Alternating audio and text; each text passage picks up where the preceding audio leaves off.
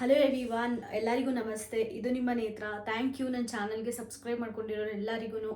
ಮತ್ತು ಯಾರಾದರೂ ಹೊಸ್ದಾಗಿ ನನ್ನ ವೀಡಿಯೋ ನೋಡ್ತಾ ಇದ್ದರೆ ದಯವಿಟ್ಟು ಸಬ್ಸ್ಕ್ರೈಬ್ ಮಾಡ್ಕೊಳ್ಳಿ ಮತ್ತು ನೋಟಿಫಿಕೇಷನ್ ಐಕನ್ನ ಕ್ಲಿಕ್ ಮಾಡಿ. ಆಗ ನಾನು ವೀಡಿಯೋ ಅಪ್ಲೋಡ್ ಮಾಡಿದ ತಕ್ಷಣ ನಿಮಗೆ ಇಮಿಡಿಯೇಟ್ಲಿ ನೋಟಿಫಿಕೇಷನ್ ಬರುತ್ತೆ ಮತ್ತು ನನ್ನ ವೀಡಿಯೋಸ್ನೆಲ್ಲ ನೀವು ಇಮಿಡಿಯೇಟ್ಲಿ ನೋಡ್ಬೋದು ಅಂತ ಹೇಳ್ತಾ, ನಾನು ಈ ವಿಡಿಯೋಲಿ ಡಿಸ್ಕಸ್ ಮಾಡೋಕೆ ಹೊರಟಿರೋ ವಿಚಾರ ಬಂದುಬಿಟ್ಟು ನಮ್ರತಾ ಮತ್ತು ಕಾರ್ತಿಕ್ ಅವ್ರ ಮಧ್ಯೆ ನೆನ್ನೆ ಜಗಳ ಆಯ್ತಲ್ಲ, ಅದ್ರ ಬಗ್ಗೆ ನಿಮ್ಗೇನು ಅನಿಸುತ್ತೆ? ನಮ್ರತಾ ಅವರು ಕರೆಕ್ಟಾಗಿ ಮಾತಾಡಿದ್ರಾ? ಮತ್ತು ಕಾರ್ತಿಕ್ ಅವರು ಬೆಂಕಿ ಹೆಸರನ್ನ ತೊಗೋಬೇಕಾಗಿತ್ತ, ನಮ್ರತಾ ಹೆಸರನ್ನ ತಗೋಬಾರ್ದಾಗಿತ್ತ? ಆಚೆ ಯಾರು ಹೋಗ್ತಾರೆ, ಮೋರ್ ಡಿಸರ್ವಿಂಗ್ ಯಾರು ಅಂತ ಬಿಗ್ ಬಾಸ್ ಕೇಳಿದಾಗ ಅನ್ನೋದನ್ನ ನನಗೆ ಕಮೆಂಟ್ ಸೆಕ್ಷನಲ್ಲಿ ತಿಳಿಸಿ.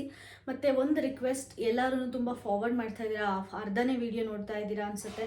ದಯವಿಟ್ಟು ಫುಲ್ ವೀಡಿಯೋ ನೋಡೋಕ್ಕೆ ಟ್ರೈ ಮಾಡಿ. ನಾನು ತುಂಬ ಇನ್ಫಾರ್ಮೇಷನ್ ಆಗಿರೋ ಕಂಟೆಂಟೇ ಫುಲ್ ವೀಡಿಯೋ ಕೊಟ್ಟಿರ್ತೀನಿ ಅಂತ ಹೇಳ್ತಾ, ಇನ್ನು ಮ್ಯಾಟರ್ಗೆ ಬರೋದಾದರೆ, ನನ್ನ ಪ್ರಕಾರ ಕಾರ್ತಿಕ್ ಮಹೇಶ್ ಅವರು ಅಲ್ಲಿ ನಮ್ರತಾ ಹೆಸರು ತೊಗೊಂಡಿದ್ದೆ ಸರಿ ಇತ್ತು ಅಂತ ಅನಿಸುತ್ತೆ. ಯಾಕಂದರೆ ನಮ್ರತಾ ಅವ್ರ journey of episode almost 50 episode ಮುಗ್ದಾದ್ಮೇಲೆ ಅವ್ರ ಜರ್ನಿ ಸ್ಟಾರ್ಟ್ ಆಯಿತು ಅಂತಲೇ ಹೇಳ್ಬೋದು. ಯಾವಾಗ ಸ್ನೇಹಿತವ್ರು ಎಲಿಮಿನೇಟ್ ಆದರೂ ಆವಾಗ ಅವ್ರು ಒಂದು ಸ್ವಲ್ಪ ಆಟ ಆಡೋಕ್ಕೆ ಸ್ಟಾರ್ಟ್ ಮಾಡಿದರು ಅಂತ ನನಗೆ ನಿಜವಾಗ್ಲೂ ಅನಿಸಿದ್ದು ನಿಜ. ಅದಾದರೆ ಕಾರ್ತಿಕ್ ಮಹೇಶ್ ಅವರು ಒಂದು ಸ್ಟೇಟ್ಮೆಂಟ್ ಹೇಳ್ಬಿಟ್ಟು ಅವರು ವೀಕ್ ಅಂತ ಹೇಳ್ತಾರೆ. ಅದರಿಂದ ನಮ್ರತೆಗೆ ಆರ್ಟ್ ಆಯ್ತಂತೆ. ಅದು ಏನಂದರೆ, ನೀವು ಬೇರೆಯವರ ಶಾಡೋ ಅಲ್ಲಿದ್ರಿ ಅಂತ, ಕಂಫರ್ಟಬಲ್ ಝೋನಲ್ಲಿ ಇದ್ರಿ ಅಂತ ಒಂದು ಕಾರ್ತಿಕ್ ಮಹೇಶ್ ಅವರು ಒಂದು ಸ್ಟೇಟ್ಮೆಂಟ್ ಹಾಕ್ಬಿಟ್ಟು ಅವರು ಅರ್ಧ ಜರ್ನಿ ಆದಮೇಲೆ ಅವರು ಗೇಮ್ನ ರೆಸ್ಯೂಮ್ ಮಾಡಿದರು. ಈಗ ಚೆನ್ನಾಗಿ ಆಡ್ತಿದ್ದಾರೆ, ಬಟ್ ಮುಂಚೆಗೆ ಕಂಪೇರ್ ಮಾಡಿದ್ರೆ ಬೆಂಕಿ ಅವರು ಅಂತ ಹೇಳಿದರು. ಹಂಗೆ ಹೇಳಿಲ್ಲ, ಅರ್ಥ ಬರೋಂಗೆ ಕನ್ವೆ ಮಾಡಿದರು ಕಾರ್ತಿಕ್ ಮಹೇಶ್ ಅವರು. ನನ್ನ ಪ್ರಕಾರ ಅದು ನಿಜವಾಗ್ಲೂ ಅದು ಕರೆಕ್ಟ್ ಅನಿಸುತ್ತೆ. ಬೇರೆಯವರಿಂದ ಶಾಡೋ ಆಗಿದ್ರು ಅನ್ನೋದನ್ನ ನಮ್ರತಾ ಅವರು ಕೂಡ ತುಂಬ ಸಲ ಒಪ್ಕೊಂಡಿದ್ದಾರೆ ಅಂತಲೇ ಹೇಳ್ಬೋದು. ಅವರೇ ಹೇಳ್ತಾರೆ, ಬಿಗ್ ಬಾಸ್ ಸುದೀಪ್ ಸರ್ ಮುಂದೆ ಒಂದು ಸಾಟರ್ಡೆ ಎಪಿಸೋಡಲ್ಲಿ ಹೇಳಿರ್ತಾರೆ, ಹೌದು ನಾನು ಕಂಫರ್ಟಬಲ್ ಝೋನಿಂದ ಆಚೆ ಬಂದು ನಾನೀಗ ಆಡಿದ್ದೀನಿ, I am feeling so happy, ನನ್ನ ಕೇಪಬಿಲಿಟಿ ಏನು ಅಂತ ನನಗೆ ಗೊತ್ತಾಗ್ತಿದೆ ಅಂತ ಹೇಳಿದ್ದಾರೆ ಅವರು. ಕಿಚ್ಚನ ಚಪ್ಪಾಳೆ ಅವರಿಗೆ ಸಿಕ್ಕಿತ್ತಲ್ಲ ಆ ವಾರ. ಈಗ ಅದೇ ಸ್ಟೇಟ್ಮೆಂಟ್ ಕಾರ್ತಿಕ್ ಮಹೇಶ್ ಅವರು ಪಾಸ್ ಮಾಡಿರೋದಕ್ಕೆ ನಮ್ರತಾ ಅವರಿಗೆ ಬೇಜಾರಾಗಿದೆ. ನೀವು ಹೆಂಗೆ ಹೇಳ್ತೀರಾ, ಎಲ್ಲರೂ ಹೇಳಿದ್ರೆ ಒಂಥರ ನೀವು ಹೆಂಗೆ ಹೇಳ್ತೀರಾ ಅಂತಂದರು. ಬಟ್ ಅದೇ ವಾಕ್ಯನ ನಮ್ರತಾ ಅವರೇ ಸುದೀಪ್ ಸರ್ ಮುಂದೆ ಒಪ್ಕೊಂಡಿದ್ದಾರೆ. ಅವ್ರಿಗೆ ಏನು ಅನ್ಸದೆ ಅಂದರೆ, ಇಷ್ಟು ದಿನ ಕಾರ್ತಿಕ್ ಮಹೇಶ್ ಅವರು ನಮ್ರತಾ ಅವ್ರ ಜೊತೆ ಇದ್ದಿದ್ದರಿಂದ ಬೆಂಕಿ ಹೆಸರು ತೊಗೋಬೇಕಾಗಿತ್ತು ಆಚೆ ಹೋಗೋದ್ರಲ್ಲಿ ಅಂತ ನನಗನ್ನಿಸ್ತು. ಯಾಕಂದರೆ ಈಗ ಕಾರ್ತಿಕ್ ಮಹೇಶ್ ಅವರು ಆ ರೀಸನ್ನ ತೊಗೊಂಡಿರೋದಕ್ಕೆ ಒಂದು ಮುಖ್ಯವಾದ ಕಾರಣ ಇದೆ ಅಂತಲೇ ಹೇಳ್ಬೋದು. ಅವರಿಗೆ ಬೆಂಕಿ ಬೆಸ್ಟ್ ಫ್ರೆಂಡ್ ಅಂತಲೇ ಇದ್ದರು. ಅವರಿಗೆ ಇವಾಗಲೇ ಗಿಲ್ಟ್ ಇದೆ, ನಾನೇ ನಾಮಿನೇಷನ್ ಮಾಡಿದ್ದು, ನನ್ನ ಫ್ರೆಂಡ್ನ ಕಳಿಸ್ಕೊಟ್ಟೆ ಅಂತ. ಅಷ್ಟಲ್ಲದೆ ಕಾರ್ತಿಕ್ ಅವ್ರ ಈ ಒಪಿನಿಯನಲ್ಲಿ ಬೆಂಕಿ ನಮ್ರತಾಗಿಂತ ಬೆಸ್ಟ್ ಅಂತಲೂ ಇದೆ. ಅದನ್ನೇ ಅವ್ರು ಹೇಳೋಕ್ಕೆ ಎಕ್ಸ್ಪ್ರೆಸ್ ಮಾಡಿದರು. ಆದರೆ ನಮ್ರತಾ ಅವ್ರು ಕೇಳಿದರು, ಮತ್ತು ಅವ್ರು ಸ್ಟ್ರಾಂಗ್ ಆಗಿದ್ರೆ ಅವ್ರನ್ನ ಯಾಕೆ ನಾಮಿನೇಟ್ ಮಾಡಿದರೆ, ಅಲ್ಲಿ ಡಬಲ್ ಗೇಮ್ ಮಾಡಿದ್ರಾ ಅಂತ ಕೇಳ್ತಾರೆ ನಮ್ರತಾ ಅವರು.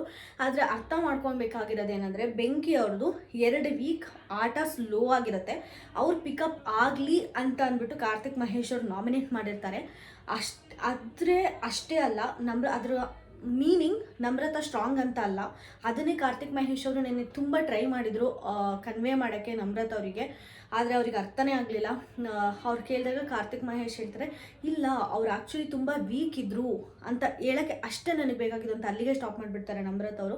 ಕಾರ್ತಿಕ್ ಮಹೇಶ್ ಏನು ಹೇಳೋಕ್ಕೆ ಟ್ರೈ ಮಾಡ್ತಾಯಿದ್ರು ಅಂದರೆ, ಜಸ್ಟ್ 2 ವೀಕ್ಸಿಂದ ಅವ್ರ ಗೇಮ್ ಸ್ಲೋ ಆಗಿತ್ತು, ಬಟ್ ನಿಂದು ಆಫ್ ಜರ್ನಿ ಆದಮೇಲೆ ನಿನ್ನ ಆಟ ಸ್ಟಾರ್ಟ್ ಆಯಿತು.